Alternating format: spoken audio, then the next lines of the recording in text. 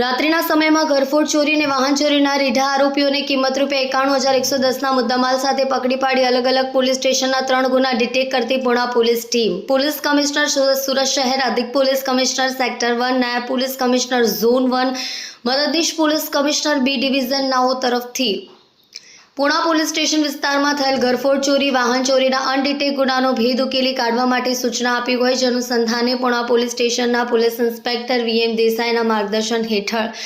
સદર ગુનાની ગંભીરતાની નોંધ લઈ સર્વેલન્સ ટીમની અલગ અલગ ટીમો બનાવી આરોપીઓને તાત્કાલિક પકડી પાડવા માટે આપેલ સૂચના મુજબ સર્વેલન્સ સ્ટાફની અલગ અલગ ટીમ ટેકનિકલ માધ્યમ અને હ્યુમન સોર્સિસને આધારે સીસીટીવી કેમેરાના ફૂટેજને આધારે સર્વેલન્સ સ્ટાફના પોલીસ સબ ઇન્સ્પેક્ટર VC મસાણીની બાતમી હકીકતને આધારે રાત્રિના સમયમાં ઘરફોડ ચોરી, વાહન ચોરીના રીઢા આરોપીઓને કિંમત ₹51,110ના મુદ્દામાલ સાથે પકડી પાડી અલગ અલગ પોલીસ સ્ટેશનના 3 ગુના ડિટેક્ટ કરી વંશોધાયેલા ગુનાનો ભેદ ઉકેલવામાં આવ્યો છે. આરોપી સેશનસિંહ ઉર્ફે જસી પાજી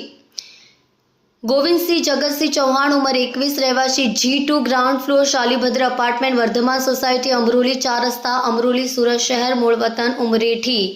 વરલ્લા, બલવાડી, જિલ્લો બડવાણી, મધ્યપ્રદેશ. આરોપી પહેલવાન સિંહ ઉર્ફે છોટા પાજી સન ઓફ વિક્રમસિંહ રામસિંહ ચૌહાણ, ઉંમર 26, રહેવાસી ઘર નંબર 49, ગ્રાઉન્ડ ફ્લોર, જલારામ અપાર્ટમેન્ટની બાજુમાં, યોગી કૃપા સોસાયટી, પંચવટી સોસાયટી પાસે, સાયન રોડ, અમરોલી, સુરત શહેર, મૂળ વતન ગામ એકતાનગર, મક્ષિલ્લો, લલ્લવા રોડ, નંદુરબાર, મહારાષ્ટ્ર.